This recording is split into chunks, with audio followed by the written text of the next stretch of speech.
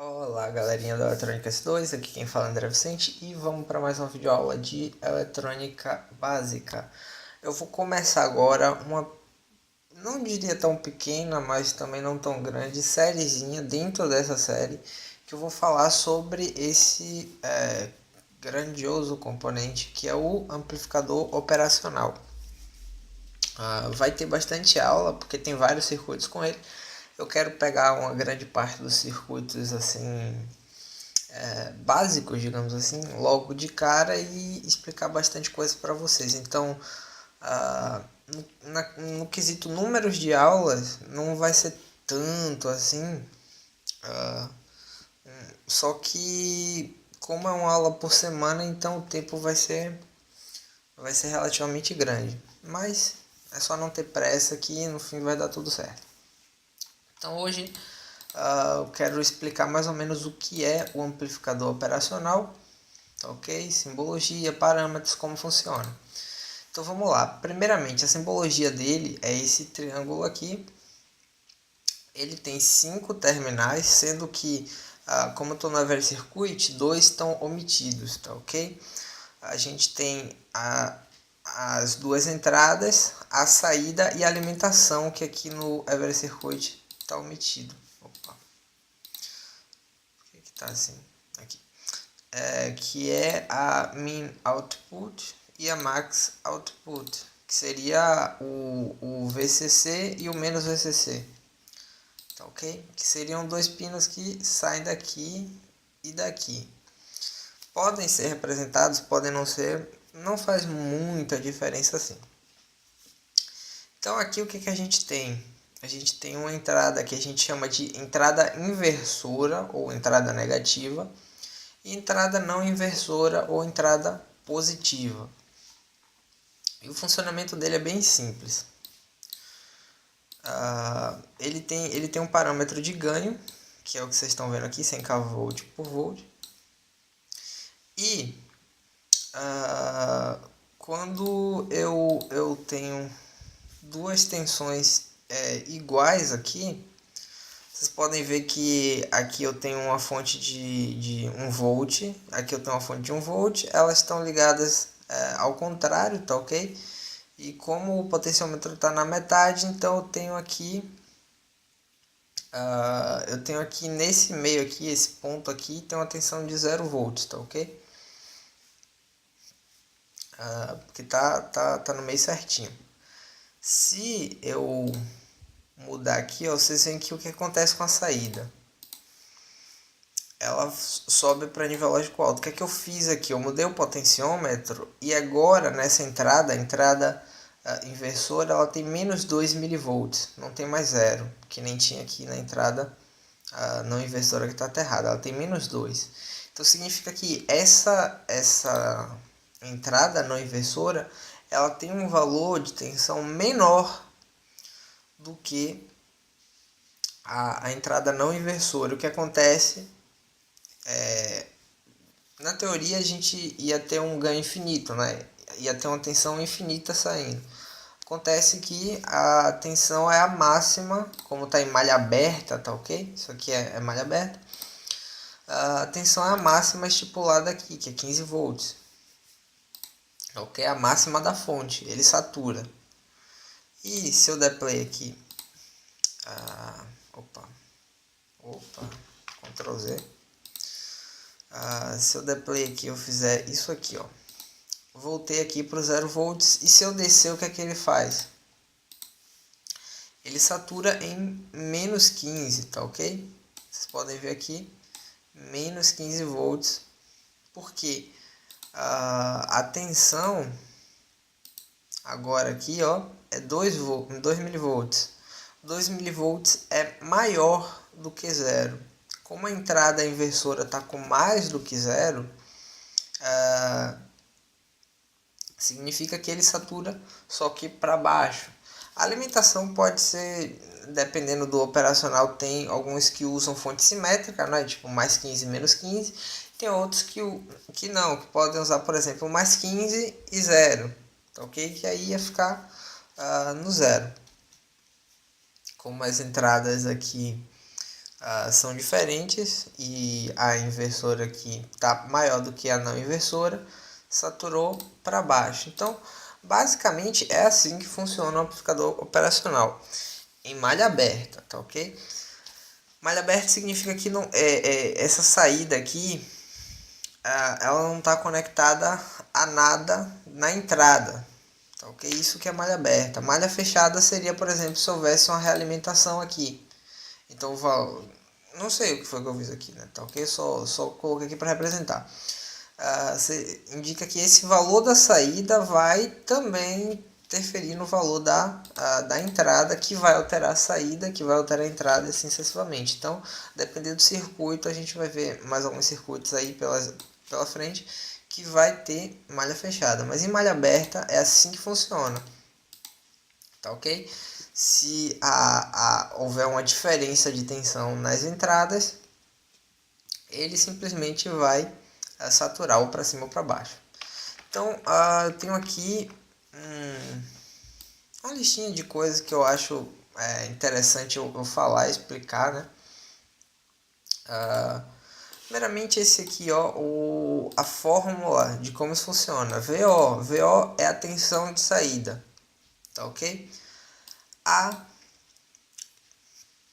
é o ganho e aqui são as duas tensões, as tensões de entrada, tá ok? O que acontece? Esse A aqui, que é o ganho, ele tende no amplificador ideal a ser infinito, tá ok? Então aqui é esse tópico que eu queria falar. O ganho tende a ser infinito, mas como eu falei, é claro que ele está limitado pela fonte que a gente está usando na prática, mas no ideal o ganho é infinito. Matematicamente falando, por conta desse ganho aqui ser infinito, vocês podem perceber que se eu passar ele para cá dividindo, VO sobre A vai tender a zero, tá ok? Porque eu vou estar dividindo um número qualquer por um número que tende a infinito. Então, quando eu divido isso, vai tudo tender a zero. Então, isso aqui, V1 menos V2, vai tender a zero. O que acontece? Se V1 menos V2 é igual a zero, V1 é praticamente V2. Isso, na prática, também isso também é refletido na prática. Ou seja, digamos que o operacional tenta fazer com que ambas as entradas tenham a mesma tensão, o mesmo valor de tensão nas entradas, tá ok? Então, vocês vão entender um pouco melhor quando a gente fizer alguns exemplos em malha fechada nos próximos vídeos. Mas é bom guardar essa informação. Bom, aqui impedância de entrada é um parâmetro muito importante. A impedância de entrada, ou seja, a resistência nas entradas, ela tende a ser infinita. Por que isso? Porque significa que seu dispositivo não vai consumir corrente. Na prática, ela tá, se eu não me engano, na ordem de mega ohms, por aí. Então significa que a corrente que vai passar do seu circuito qualquer, que vai fornecer a tensão de referência para a entrada, vai sair alguns nanoamperes, coisa bem desprezível mesmo. Mesmo na prática. E no ideal, ela é infinita. A impedância de saída, essa aqui, ela tende, no ideal, a ser zero, a ser nula, ou seja, a resistência. Né? Impedância por quê? É a resistência, só que ela varia de acordo com frequência e outras coisas também, por isso o termo impedância. Ela tende a ser nula. Por que nula? Imagina que a saída do seu operacional vai para uma determinada carga resistiva. Se você já tem uma resistência interna ali na sua saída, ela vai tender a não fornecer toda a tensão que seu dispositivo conectado na saída vai precisar. Por quê? Porque vai ter uma divisão ali de tensão, né? Então, quanto menor a impedância na teoria melhor, desde que tenda a zero, claro. Na prática, varia de integrado para integrado, mas é bem baixa. Bem baixa, na ordem de ohms, se eu não me engano, alguns ohms, por aí. Ó. Eu acho que não chega a subir muito além disso. Tá, resposta em frequência. É uma coisa que eu ainda não falei de frequência aqui no curso, mas digamos que os dispositivos, alguns dispositivos eles têm um comportamento diferente de acordo com a frequência que você está utilizando. No caso, a frequência seria, eu estou aqui, de novo, eu estou aqui para eu variar isso aqui. Eu tô fazendo variações aqui, variações. Então vocês veem que aqui tem o que? Uma determinada frequência. Se eu tivesse com um pulso certinho, né? Aqui é um pulso quadrado, mas tudo bem. Vocês veem que tem uma determinada frequência, apesar de que não é certa, não é? Porque eu fiz aqui na mão, mas tem uma determinada frequência para o que está acontecendo ali. O ideal seria que eles respondessem em toda a faixa de frequência. Se eu colocasse uma frequência muito baixa, ou no caso contínua, né, DC, respondesse bem, e se eu colocasse uma frequência muito alta, atendendo ao infinito, respondesse do mesmo jeito. Acontece que quanto mais você aumenta a frequência para muita coisa aí nesse mundo, as coisas tendem a funcionar com eficiência menor. Tanto é que tem um parâmetro aqui, que é o slew rate, que é o tanto de volts que consegue mudar em segundos na saída, tá ok?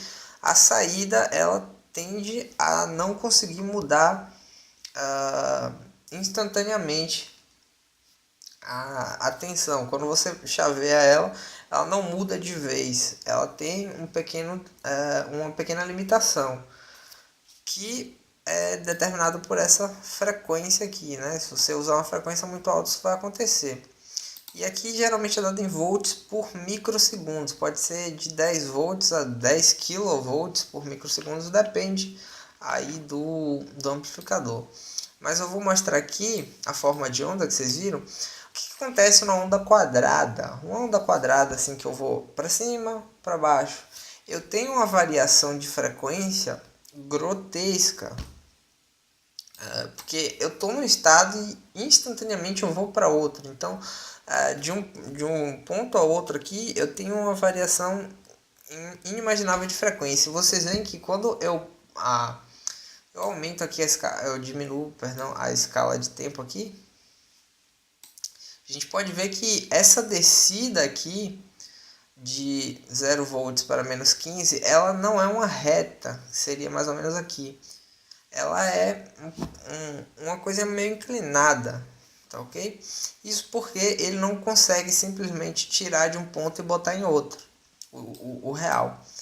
Ele tem que ir descendo aos poucos, não tão pouco assim, né? Vocês veem que é uma coisa que acontece bem rapidamente, mas que a depender do circuito, né? Tem circuitos de controle, coisa e tal, que é besteira, mas para alguns circuitos que necessitam de uma resposta de frequência interessante, tem alguns amplificadores operacionais com determinadas limitações aí para o seu circuito. Então é um parâmetro interessante para se conhecer.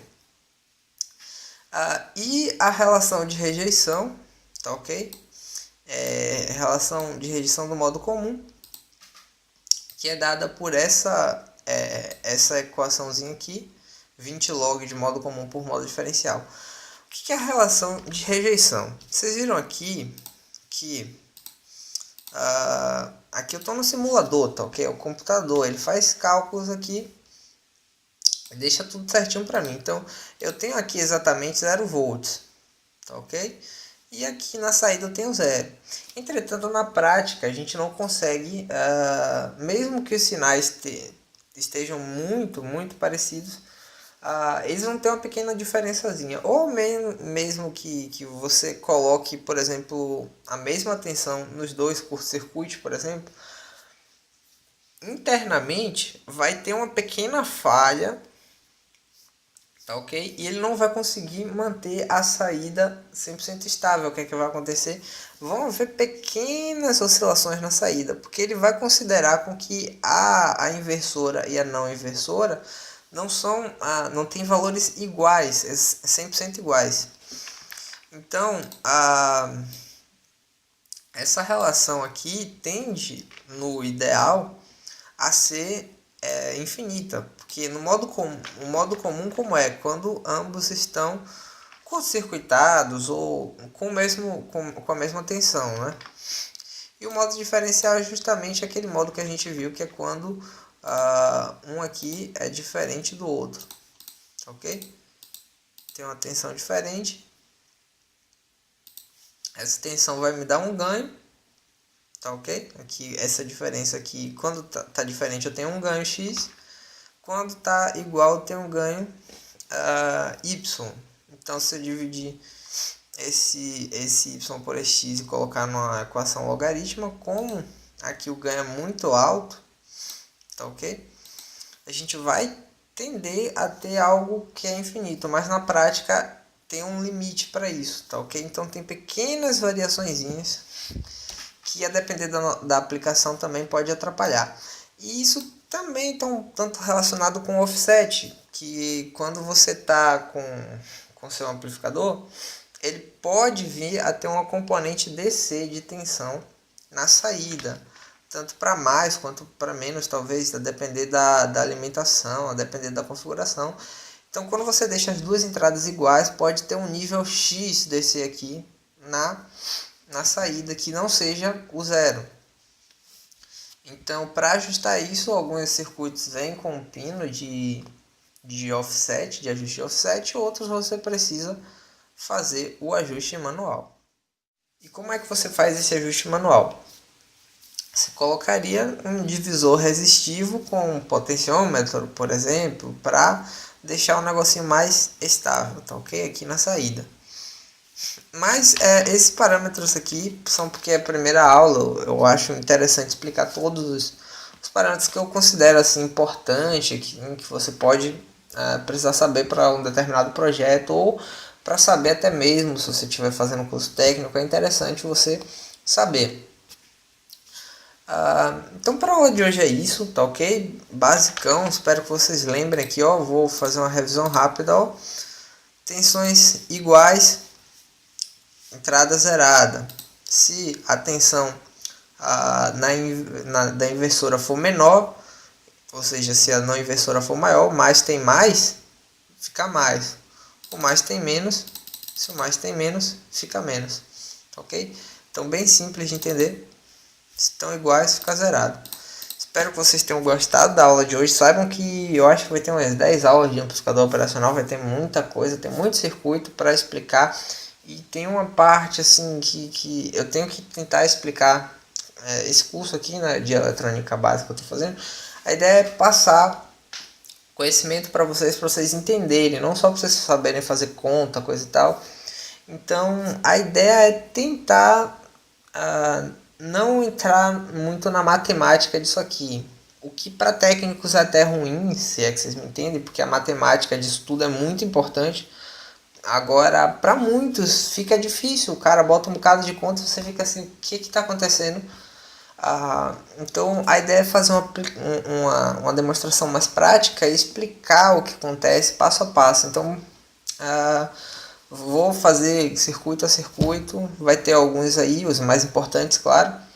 Então, para a primeira aula é só, espero que vocês tenham gostado e até a próxima. Não se esqueça de clicar em gostei se você curtiu o vídeo, se inscreva no canal para acompanhar as novidades e compartilhe com seus amigos caso você tenha achado interessante. Até a próxima!